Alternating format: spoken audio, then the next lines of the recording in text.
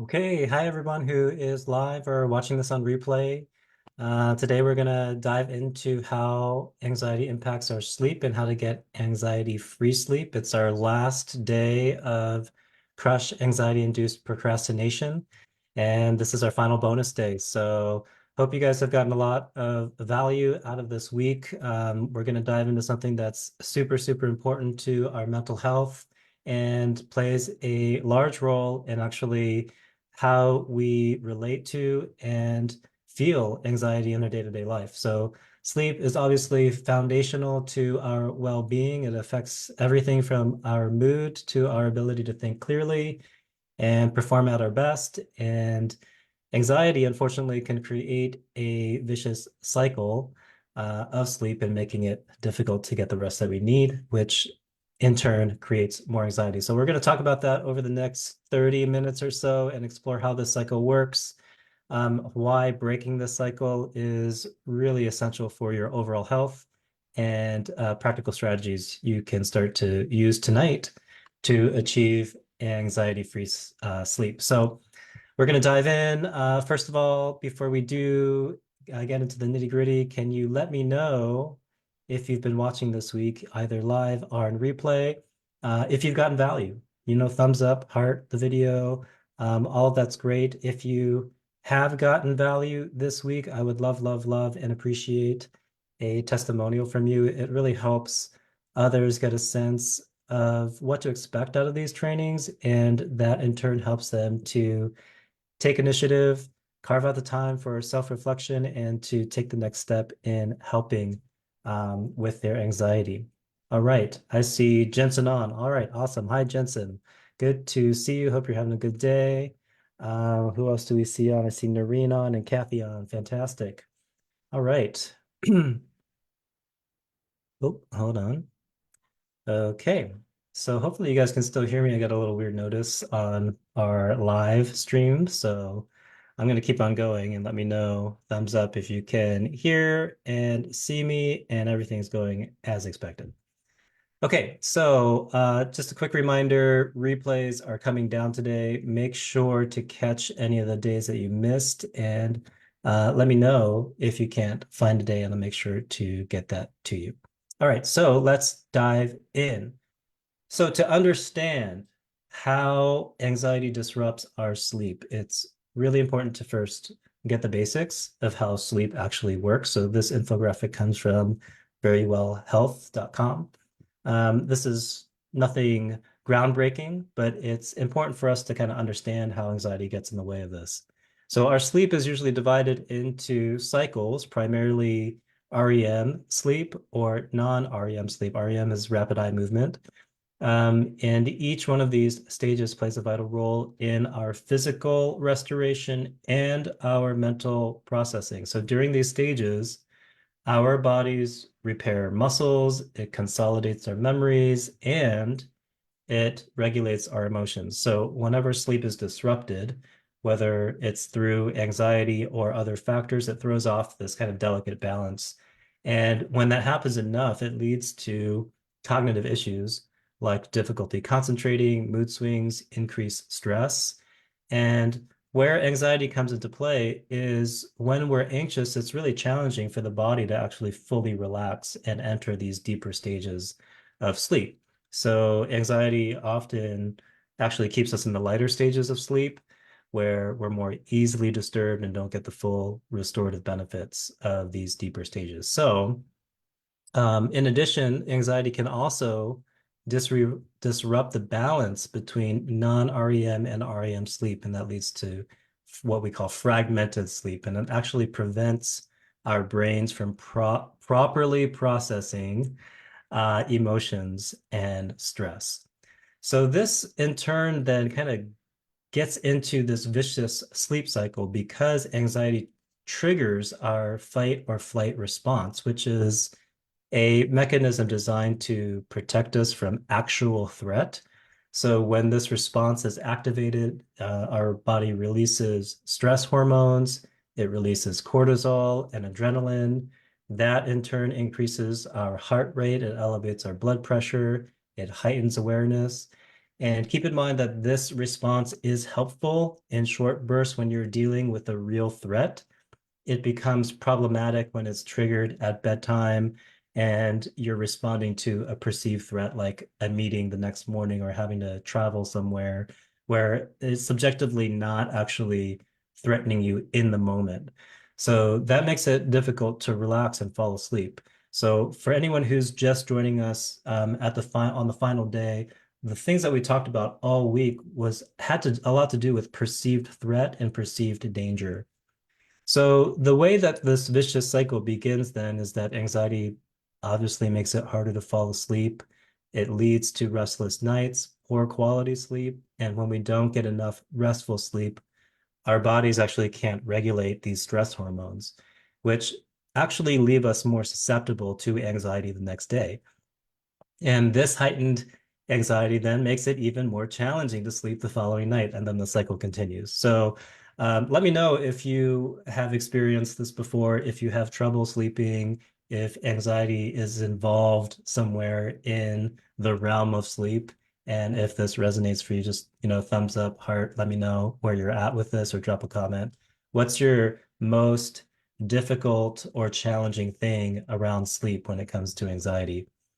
Okay, so this is a very interesting study that, according to research, sleep and especially deep sleep can restrain the body's stress system. So this research came from UC Berkeley and it's led by a scientist named Matthew Walker, who also discovered a bunch of stuff. He wrote a bunch of books about sleep and is quite popular these days. But this study discovered what's been the strongest information that links anxiety and sleep to date. So the research found that deep sleep can actually significantly lower stress and anxiety, while even one sleepless night can trigger up to a 30% increase in anxiety levels. So I just thought that was really interesting that this has been now scientifically shown the relationship between anxiety and the importance of deep sleep. Okay, so as we dive deeper into this, then we want to look at how anxiety impacts sleep. It's also important to recognize the specific sleep disturbances that anxiety can cause. And the most common issue is obviously insomnia, where anxiety makes it difficult to fall asleep. So you might find yourself lying in bed, unable to switch off your thoughts, replaying the day's events, or worrying about what's going to happen tomorrow. And this can lead to spending minutes, hours, several hours awake trying to force sleep, which of course only increases frustration and anxiety about getting enough sleep, right? Another common issue is frequent waking during the night. So even if you do manage to fall asleep, anxiety can keep your sleep light, causing you to wake up multiple times throughout the night. It doesn't allow you to get into deep sleep. And these interruptions prevent you actually from reaching the deeper stages of sleep, which, like we've mentioned, are crucial for actually feeling rested and regulating your emotions. The third thing here is a lot of people actually struggle with nightmares and anxiety dreams. This is also a prevalent thing. So these are can be vivid. They're often distressing. They can sort of jolt you awake and leave you feeling unsettled and actually make it difficult to fall back asleep, right? So the anxiety doesn't necessarily need to stay confined to your waking hours. It can also follow you into your sleep and disrupt your rest. And we'll talk about why that is. Finally, there is morning anxiety. So even after a full night's sleep, you might still wake up feeling anxious with a sense of dread about the day ahead. And this morning anxiety can often stem from the sleep disturbances that you experience throughout the night. And it leaves you starting the day sort of on edge and exhausted. This is actually one that I hear a lot from the people in the group and for people who are just messaging me for consults. So which one of these seems to affect you the most, just out of curiosity? Is it insomnia? Is it frequent waking during the night, nightmares, or morning anxiety? What do you find challenging in your sleep routine? And Just curious what that experience is actually like for you. All right, so I see a couple of comments here. Kathy said, yeah, I had several years of anxiety related sleep problems. Ruth Anna, yes, it's hard for me to shut down my thoughts when I can't fall asleep or when I do fall asleep, but wake up and then can't fall back asleep. Yeah, so exactly the things that we've been talking about.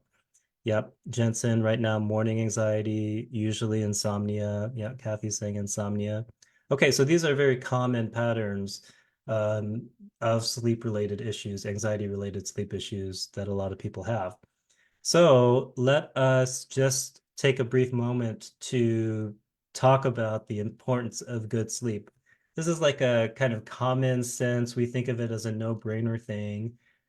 But actually, a lot of us don't take the time to really understand just how important it is. So it's more than just a way to recharge. It's essential for our mental and physical health. As I mentioned before, one of the key roles of sleep is emotional regulation. So when we sleep, our brain processes and stores memories, and that includes emotional experiences. And this process helps us manage stress and respond to challenges with a clear mind. Without quality sleep, our ability to handle stressful situations actually diminishes. So during the day, we become more prone to anxiety, irritability, and mood swings. So anxiety-free sleep is really, really important for cognitive function. It plays a vital role in problem solving, decision making. So when anxiety interferes with our sleep, it actually hinders these cognitive processes and makes it harder for us to concentrate and focus and perform at our best. Over time, this can start to impact our productivity, our creativity. It can even impact our relationships as we struggle to think and clearly manage our emotions. So that's really something that kind of sneaks in a way if you get consecutive nights or even consecutive months of not great sleep. So restorative sleep strengthens our actual resilience to stress during the day. When we're better rested, we're more equipped to handle these daily pressures of, work, family, life in general. We can respond to stressors more calmly and effectively. It reduces our likelihood of being overwhelmed by whatever anxiety that we might be feeling. So, again, just go back to the anxiety ratio that we've been talking about all week. That lack of sleep really impacts our capacity to deal with whatever, even perceived threats that we are interpreting during our day. Okay, so what we're looking at is really this connection then between body and mind, especially when it comes to anxiety and sleep. So anxiety doesn't just live in our thoughts, it manifests physically in our bodies, particularly during sleep. When we're anxious, our bodies often remain in a heightened state of alertness, even as we try to rest. So, this state is that fight flight response where the nervous system is activated.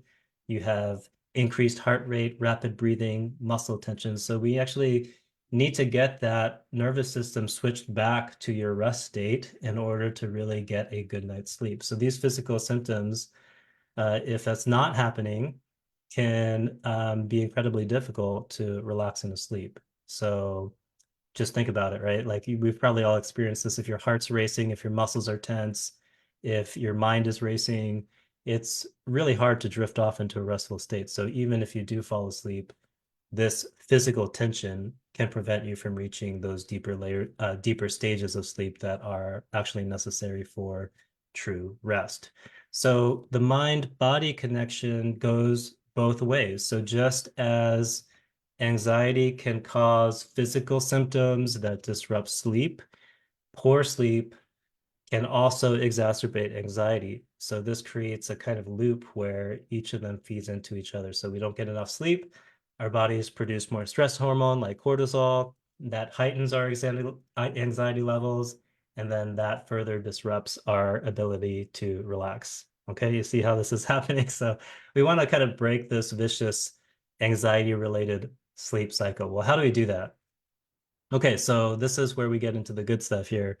We'll dive into some practical strategies that you can use to help get you anxiety-free sleep. So these strategies are designed both to calm your mind and your body, right? Because both are important and it makes it easier to fall asleep and stay asleep. So we'll talk about mindfulness meditation. This is probably a given. This is the practice of focusing your attention on the present moment, usually through some kind of deep breathing or guided meditation. There are tons and tons of apps out that will give you a guided meditation to do right before bed. You can listen to it while you're lying down. It basically brings your focus away from anxious thoughts and into the here and now. And mindfulness, obviously, if you're familiar with it, can help quiet the mind and prepare it for sleep. So, just a very simple technique. All you have to do is sit or lie down in a comfortable position, close your eyes, and just start to focus on your breathing. And anytime that your mind wanders, you just kind of bring it back. And you can inhale deeply, hold for a few seconds, start to exhale slowly. As you do that, just allow your thoughts to come and go without judgment and continue to just bring your attention back to your breath. That in itself starts to regulate the nervous system and make it easier to relax. Another technique that I've experienced a lot of effectiveness with is progressive muscle relaxation. This actually helps release physical tension in your body. So it's when you start tensing, you start by tensing your muscles and then slowly relaxing each muscle group. So you can begin with your toes and work your way up all the way to your head. This process, in my experience, not only helps the muscles relax, but it also signals to your mind that it's time to wind down. So it's especially effective if you find yourself holding tension in your body due to anxiety. We talked about performance anxiety on Sunday. Maybe there's a presentation that you're getting ready for or performance that you're prepping for, and you're holding some kind of tension in the body. It's really good practice to kind of actually get the physical tension out. All right. The other tool here is something that I'm less familiar with, but I actually heard a lot of good things about. So I'm putting it in here is cognitive behavioral therapy for insomnia. So it's a specific branch of CBT. And this therapy focuses on just identifying and changing the thought patterns that contribute to sleep anxiety. So for instance, if you find yourself worrying about not being able to fall asleep, CBTI techniques can help reframe these thoughts. And the idea is that it's going to try to reduce your anxiety by adjusting or reframing the thoughts that keep you awake. So this might involve challenging negative beliefs about sleep, setting realistic expectations, developing a more positive mindset. So in these cases, I think cognitive behavioral therapy is really important. It's just about getting to the goal of good sleep. So incorporating these techniques into your nightly routine, in my experience, makes a significant difference in your ability to not only achieve anxiety-free sleep, but also help with anxiety during the day. So again, it's calming both the mind and the body and creating ideal conditions for rest. So that said, ideal conditions leads us to creating the right environment for sleep, right? So a lot of us, especially in the modern world, we have electronics and TV, and maybe our bedrooms are in conjunction with something else that we do throughout the day, especially during the pandemic. Maybe we were working in the bedroom or something like that. So this is another thing that we can do in addition to just calming the mind and body. The sleep environment plays a really important role in getting anxiety-free sleep. This should be a place where our bodies and our minds just know automatically that this is time for rest. So it's free from distractions and stressors, and it's kind of just like unconscious in a way. You get into your bedroom and it's like, boom, your body and your mind start to relax. So there's a couple of things that we can do to optimize your sleep environment. The first is to consider your bedroom's atmosphere. So the research is in about keeping your room cool, quiet, and dark. So a cool temperature. So this means typically from 60 to 67 degrees Fahrenheit, actually, which was actually much lower than I thought. But that is the optimal temperature to help signal to your body that it's time to sleep.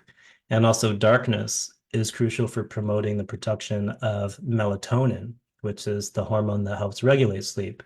So, some people like to use blackout curtains or sleep masks to block out light. If noise is an issue, you can use like a white noise blocker or earplugs to drown out those kind of disruptive sounds. You obviously making sure that you're comfortable, right? Investing in a good mattress and pillows that support your sleep posture, giving you the right level of comfort. All of those are really actually important. So soft, breathable sheets that can also enhance your comfort, regulating your body temperature at night. So these are things that when I first saw them, I was like, oh, I don't need those things. I sort of just dismissed how comfortable the bed actually was. But actually, it does make a difference. And it's so important, sleep is that if we don't have these things, even just a half hour less sleep or 45 minutes of less sleep than we need starts to affect us during the day. Don't forget about not, don't forget about the clutter in your rooms, right? So cluttered space can often lead to a cluttered mind and it makes it harder to relax. So keep your bedroom tidy if you can, free from, I know this is really hard, I'm guilty of it myself, free from work-related items or anything that might remind you of stress. So what else does that include? It includes watching TV or scrolling through your phone, looking at social media right before bed. So we can try to limit our screen time and our exposure right before bedtime. The blue light that's emitted, I'm sure we've all read about this, that's emitted through phones, tablets, computers. It interferes with melatonin production, so it makes it harder for us to fall asleep. So, if at all possible, try to disconnect from your screen at least an hour before bedtime. So, try to wind down through other relaxing activities, reading a book, taking a warm bath, deep breathing, stretching, any one of those things will help. Um, the last thing that some people like to do is just drinking like a relaxing cup of herbal tea, chamomile, or something like that is going to also signal to your body that it's time to wind down, to relax, and to start getting ready for bed. So, whatever that is for you, right? Calming music, creating basically consistent signals to your body that it's time to transition, which leads us into sleep hygiene. So this is another contributing factor to getting anxiety-free sleep. The first part of this is establishing a consistent sleep routine. It's one of the most effective ways to combat anxiety and improve your sleep quality. I am totally guilty of not having a consistent sleep schedule, especially since my kids were born. It's been like all over the place. But your body's internal clock thrives on regularity. So if you can go to bed and wake up at the same time every day, even on the weekends, you can train your body to recognize when it's time to wind down and when it's time to wake up. So you can start by just choosing a regular bedtime. There are apps now that will basically say, hey, it's bedtime, start winding down. And choose a time that allows you to get at least 7 to 8 hours of sleep each night. So we want to stick to this time as closely as possible, even if you don't feel tired right away. Over time, your body will adapt and you'll find it easier to fall asleep at the designated time. The second thing is to create a wind down routine that you stay consistent with. So usually this is about an hour before bed. You want to start signaling to your body that it's time to relax. So again, this could include activities like reading, gentle stretching, practicing relaxation techniques, mindfulness, deep breathing, meditation, all that kind of stuff that we just covered. So the other part of this is on the other end, waking up at the same time each day. And again, consistency is key. Even if you had a restless night, resist the urge to sleep in. This can throw off your sleep cycle. Again, I am super guilty about this too. It makes it harder to fall asleep the next day, right? So if you can get up at the same time every day, it helps reinforce your body's natural sleep-wake cycle. There are also apps, and the one that I have, let me just see. is sleep cycle. And basically, it's got like a gentle, I don't know, you probably can't see this, but it's a gentle alarm clock. So it wakes you up when you're not in deep sleep. So this the goal is to wake up when you're in lighter sleep, and it makes you less groggy and makes you kind of more awake when you wake up. So you can check something like that out as well. Lastly, pay attention to what you consume before bed. So caffeine, nicotine, alcohol, those are all like no-nos. They can interfere with your sleep, so try to avoid those kinds of things in the hours leading up to bedtime. So instead, again, opt for calming things like warm milk, herbal tea, chamomile's great, that sort of thing. So again, by developing and sticking to a more consistent sleep routine, you start to reduce the impact of anxiety on your sleep. And over time, that helps your body and mind recognize when it's time to sleep, makes it easier to go to sleep, makes it easier to relax, and starts to regulate your chemistry with more efficiency. Okay.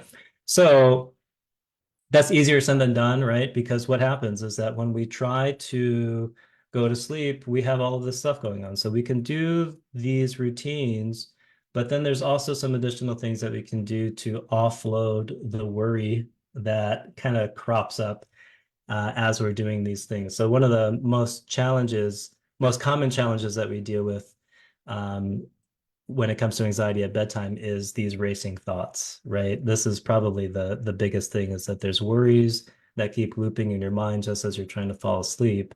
So a powerful technique to address this is the age-old action of journaling. So before you go to bed, just spend a few minutes writing down your thoughts, your worries, the to-do list, getting all of that stuff out on paper. You're essentially telling your brain that it doesn't need to keep holding on to them.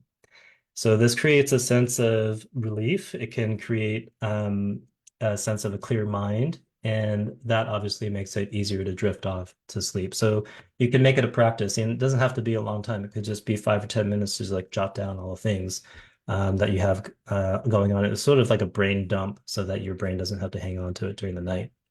So, waking up in the middle of night, we've talked about, can be frustrating, especially if anxiety makes it hard to fall back asleep.